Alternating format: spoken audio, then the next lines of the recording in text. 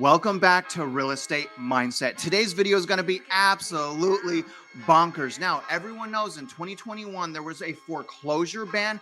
And in 2021, not only was there a foreclosure ban, there was also record year-over-year equity growth, which essentially means all of the data when comparing current state of foreclosures and delinquencies, all of the year-over-year data is going to be absolutely tainted. But not only that, because of the equity surge, absolutely no one should be going into foreclosure right now, because right before it hits foreclosure, they can sell. So obviously, you guys, the data right now is super tainted, which is why it is really important to look at what matters, which is the serious delinquency rate. Because right now, you guys, whether, a lot of people don't realize this, serious delinquencies right now, which is 90 days or more late, is 45% higher than pre-pandemic. So before all of this happened, we are 45% higher on our serious delinquency note. And it is really hard to see that with all of this tainted data. I mean, look at the thumbnail. You guys clicked this thumbnail because it had a huge percentage and it probably said foreclosure. But again, what I'm telling you guys is what we really need to focus on is not the year over year, is not the month over month. It's a serious delinquency rate, because that is going to tell the story on how many Americans can afford to remain homeowners and how many Americans can no longer afford to own a home. But we're going to get started on this data, and we're going to get started on a report from Black Knight that's titled "Past Due Mortgages Fall to Third Consecutive Record Low in May.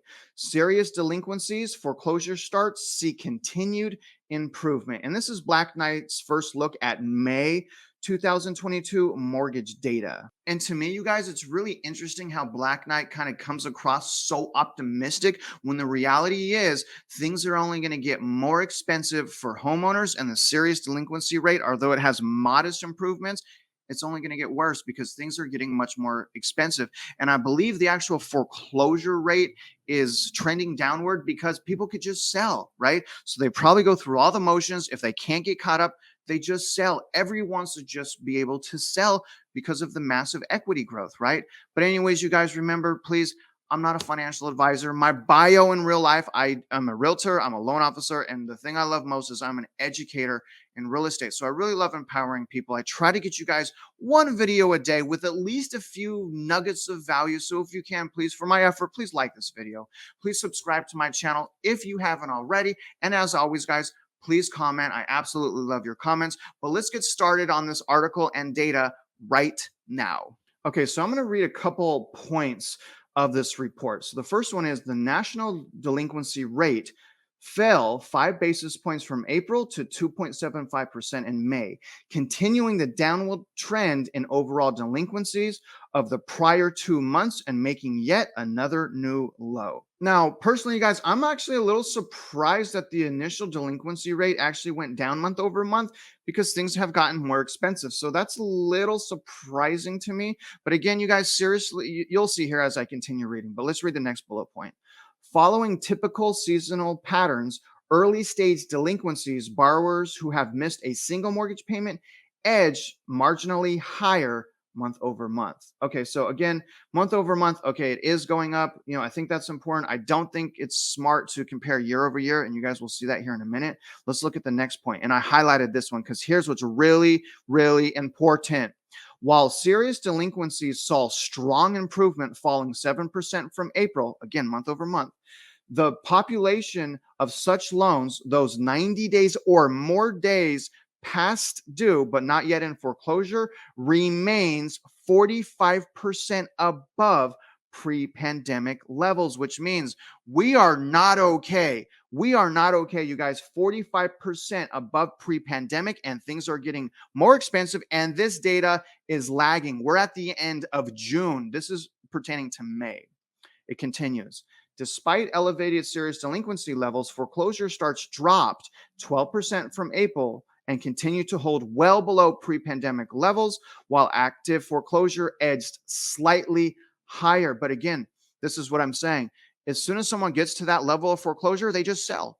right? They just sell. So this data is going to be tainted. We had record equity growth. So people aren't going to go in foreclosure. And again, last year, foreclosure ban. Let's continue. Prepayment or refinance activity fell by 11.1% from the prior month and is now down 59.1% year over year on sharply higher interest rates. So you guys, things are getting more expensive. I believe the delinquency rate is going to get even worse because let me ask you this. Do you think home ownership as we move forward in 2022, do you think home ownership is going to get more expensive or do you think it's going to get less expensive? And do you also think that equity is going to continue to surge or do you think it's either going to correct, crash, plateau, balance out? Do you see my points here? It's probably just going to get more expensive. We're not going to have the same type of equity growth. There is a potential massive storm brewing right now in the delinquency department. And here's another thing. Don't you think the stock market right now, which is a total bloodbath, don't you think that is crippling millions of Americans, their 401k, their savings, their investing money? Don't you think that's crippling them? I know it hurt me, right? I just sold all of my stocks, right? It hurt. It rallied a bit. I'm scared of some bull traps. It doesn't matter. But my point is the bloodbath in the stock market is crippling American households a lot more, than I believe the Federal Reserve is giving it credit for. We actually are in pretty rough situation. Even people that were well off 1 year ago, just 1 year ago, are now completely suffering. We've been rug pulled and whiplashed.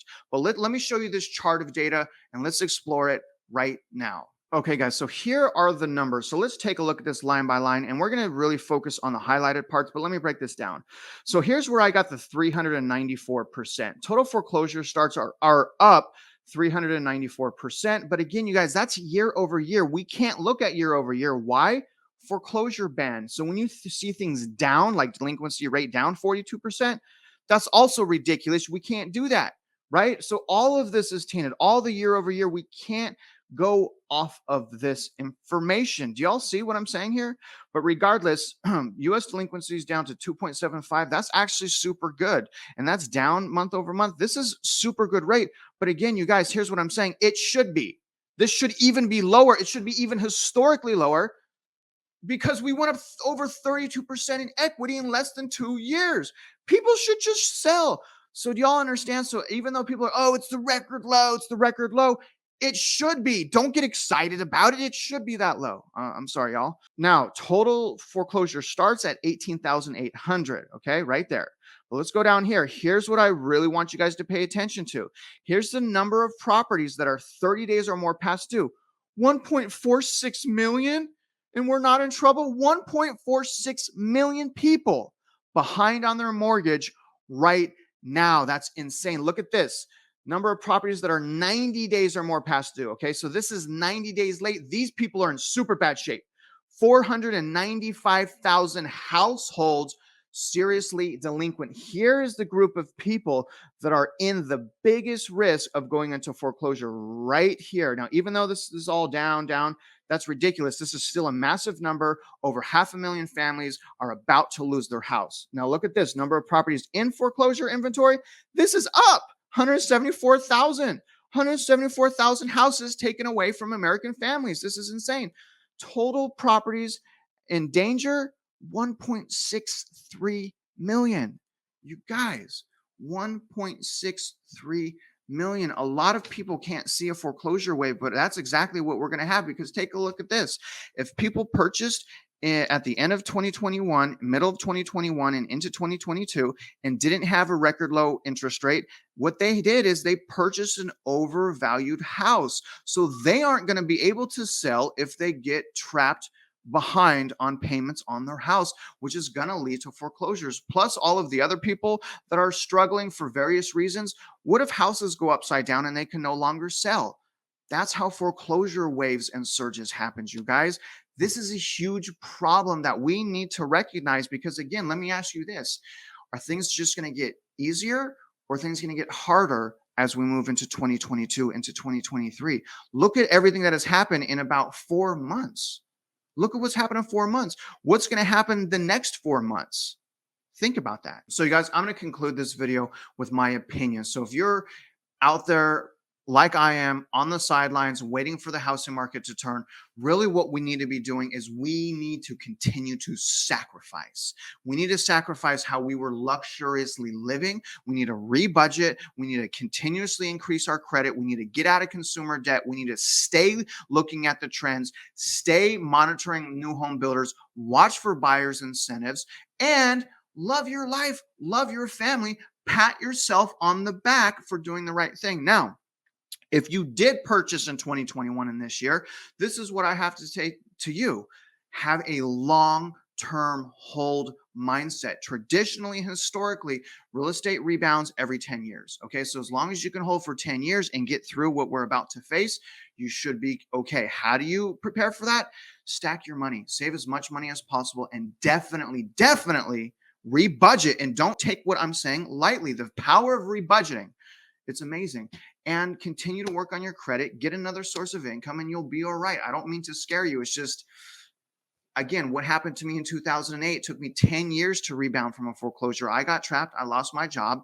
I went into foreclosure. Y'all don't have to learn that way. Y'all don't have to spend a decade, right? Y'all don't have to spend a decade crawling out of the gutter like I did. I missed out on so much investing opportunity, you guys. I made $1 million by the age of 23, and I threw it all away with one bad decision. Do y'all see my point? Anyways, you guys, I really appreciate you watching this video. I appreciate you following along with me on this journey. And as always, you guys, if you're out there investing in real estate, I do wish you luck, and I hope you win.